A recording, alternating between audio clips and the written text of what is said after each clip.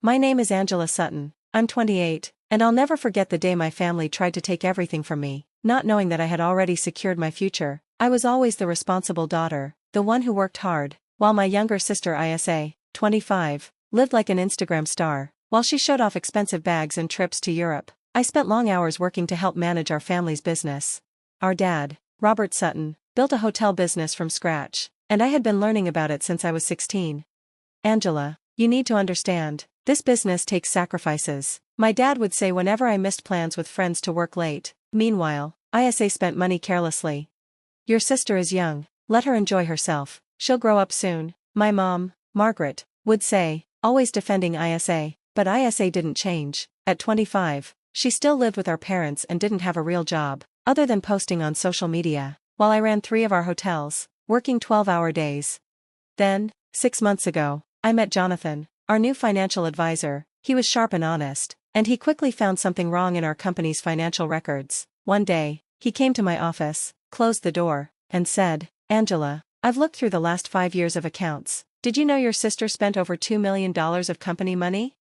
I was shocked. He showed me papers with expenses for travel, clothes, and parties, all marked as business costs for marketing. She says she's the brand's image on social media, Jonathan explained. That night, I confronted my dad. His response was cold. I know, Angela, I approved those expenses. $2 million for personal stuff? I asked. Dad sighed. You help the company in one way, and she helps in another. That conversation made me realize I had been working hard for my dad's approval, but I would never get it. Jonathan became someone I trusted. Over the next few months, we quietly looked into every bad decision and wasteful spending. He also helped me realize something I didn't know. I actually owned most of the company. My dad had made me the majority shareholder years ago, mainly for tax reasons, never thinking I'd know how to use it. You need to protect yourself, Jonathan told me. Your family is using the company like their personal bank. It got worse. Jonathan told me that my dad was planning to transfer some of my assets, including my house, to Isa. They're drafting documents to give Isa your house, Jonathan said. I couldn't believe it. My house, which I bought with my own money. Well, technically, you bought it with your company salary, Jonathan reminded me. It can be transferred. I couldn't sleep that night, thinking about losing the house I worked so hard for, but Jonathan and I made a plan. The big moment came on my 28th birthday. My family threw a big party at our parents' house, with everyone there, relatives, business partners, even Isa. During the toast, Isa stood up with a glass of champagne and said, I have a special announcement. My dad gave me Angela's house. Everyone clapped, and my mom smiled proudly, while my dad avoided looking at me. Isa continued, Angela is always working, so she doesn't need such a big house. I'll use it better. I stood up slowly, my heart racing but my mind clear. You're right, Isa, I said, pulling out a folder from my bag. I'm too busy at the office. I opened the folder, and since we're making announcements, I have one too. The room went quiet as I began. As CEO and majority shareholder, I'm making some important updates. My voice was firm. First, from now on, all personal expenses need board approval. Isa's smile faded. My dad sat up straighter. Second, I've started an audit of the company's financial records from the last 5 years, I said, looking at Isa. That includes the marketing expenses for social media. Angela, my dad interrupted, looking tense. Isn't it the right time? I shot back. You just announced that you were giving my house to Isa. I turned to the crowd. A house I bought with my own salary after working hard for years. Jonathan stood up and handed out folders to the board members. These folders show proof of over $2 million in misused company funds, he said. The room buzzed with whispers as I continued. There were personal expenses disguised as business costs, luxury trips, shopping sprees, and parties. Isa turned pale. This is crazy, she yelled. Dad approved all of it. Is this the brand's image? I said, clicking a button on the projector. A slideshow of Isa's Instagram posts appeared. Parties for family-friendly hotels, designer bags for marketing? My mom stood up, furious. Angela, how dare you embarrass your sister like this? My mom shouted. I stared at her, not backing down. Embarrass her? Like how you tried to take my house on my birthday. My dad tried to step in, trying to take control. This is a family issue, he said, his voice firm. I ask all non-family members to leave. That's not possible, Jonathan said, stepping up as our financial advisor. This involves possible corporate fraud, so the board members need to stay.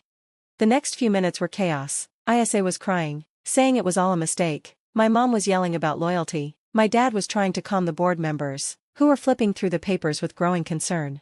When things finally quieted down, I spoke up. There's more. I pulled out more documents from my folder. As CEO and majority shareholder, I've made some decisions. First, I've blocked the transfer of my house to ISA. I've also filed a legal order stopping any company property from being transferred without full board approval. My dad's face darkened.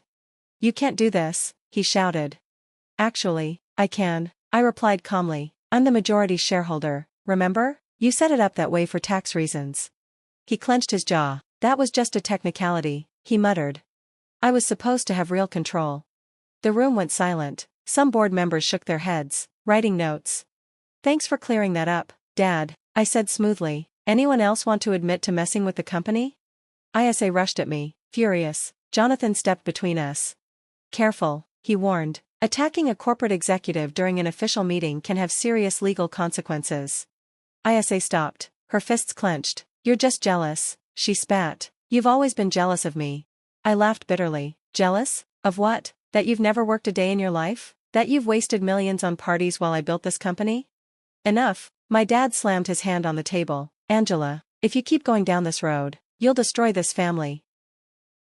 I stared at my dad, not backing down. No, Dad, you destroyed this family when you decided that hard work didn't matter, that responsibility was a joke, and that my dedication was worth less than ISA's selfies. My dad stepped closer, lowering his voice. We can fix this privately, there's no need for the board to.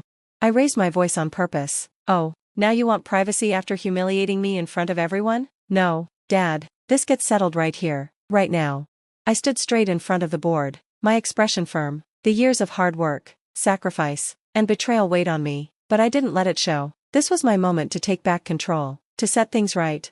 I took a deep breath and spoke with the authority I had earned as CEO. I'm making the following changes. First, all personal expenses will be frozen until further notice. Second, we're bringing in an outside auditor to check all company finances for full transparency. And third, we'll be restructuring the leadership team to make sure it serves the company's best interests.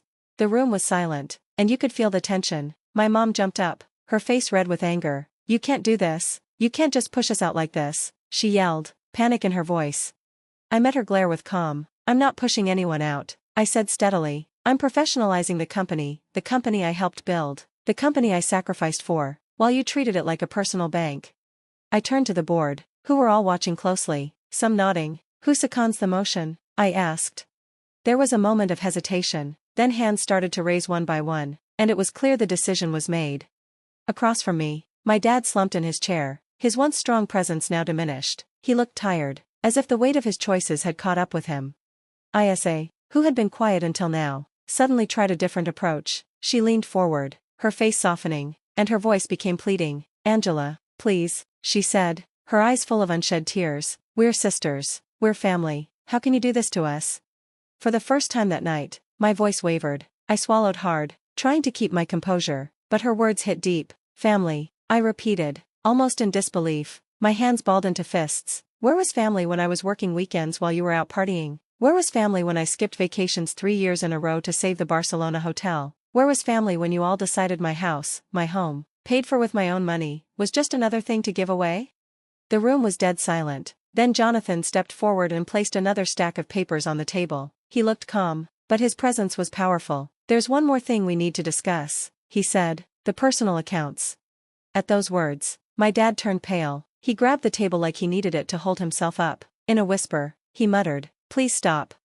But I wasn't stopping, not now, not after everything. I squared my shoulders. Why? Because now the truth is out? Because the board can see what's really been happening behind closed doors? Because your plan to use the company as your own piggy bank is over? My mom's face was covered in tears. She shook her head, her voice trembling. Everything we did for the good of the family. I laughed quietly, but it wasn't a happy laugh. No, I said, shaking my head. You did it for yourselves. You gave ISA whatever she wanted instead of teaching her to stand on her own. You misused company money because it was easier than doing things the right way. You ignored the problem instead of fixing it. The next few days were tough. The audit found even more financial mismanagement than we thought. ISA didn't just spend $2 million. She spent almost $3 million. Luxury vacations passed off as business trips, designer shopping as market research, parties labeled as brand engagement, and my parents? They'd hidden personal accounts funded by the company for years, taking money while I worked hard to grow the business. The board wasted no time taking action. They voted unanimously in favor of my changes. Strict financial rules were put in place to stop anyone, family included, from abusing company funds again. A new, professional leadership team took over operations. And ISA? She lost her role as the face of the brand. A few days later, ISA barged into my office, furious, her hands clenched in fists. "What am I supposed to do now?" she yelled. "You ruined my life." I didn't flinch. "There's an entry-level job in marketing," I said calmly. "Starting salary, just like everyone else. You can learn the business from the ground up, like I did." Her face twisted with anger. "You're awful. I hate you." I looked her in the eyes without flinching. "No, ISA," I said quietly. "I'm the only one who actually cares about your future." My parents eventually accepted the new reality, though it took time. My dad, after resisting for months, finally admitted something I never expected to hear. "I built this company from nothing," he told me one night, "but you turned it into something better, something that will last." My mom took longer to accept it, but when she saw ISA finally working hard, for the first time in her life, something changed. To everyone's surprise, ISA took the entry-level job. At first, she was bitter and resentful, but slowly, she started putting in the effort, and to her surprise, she realized she was good at marketing when she actually tried. One night, my mom sighed as she watched ISA work late at her desk. Maybe we were too easy on her," she said quietly. Now, 2 years later, Sutton Hotels is doing better than ever. ISA has finally found purpose beyond just looking good for social media. My parents have learned to keep business and family separate. And me? I still live in the house I worked hard for and fought to keep. It's more than just a home. It's a symbol of my independence and all the sacrifices I made. But the biggest change is how I run the company now. It's all professional, no more blurred lines between family and business. I lead with the same dedication and focus I always had, even when no one noticed.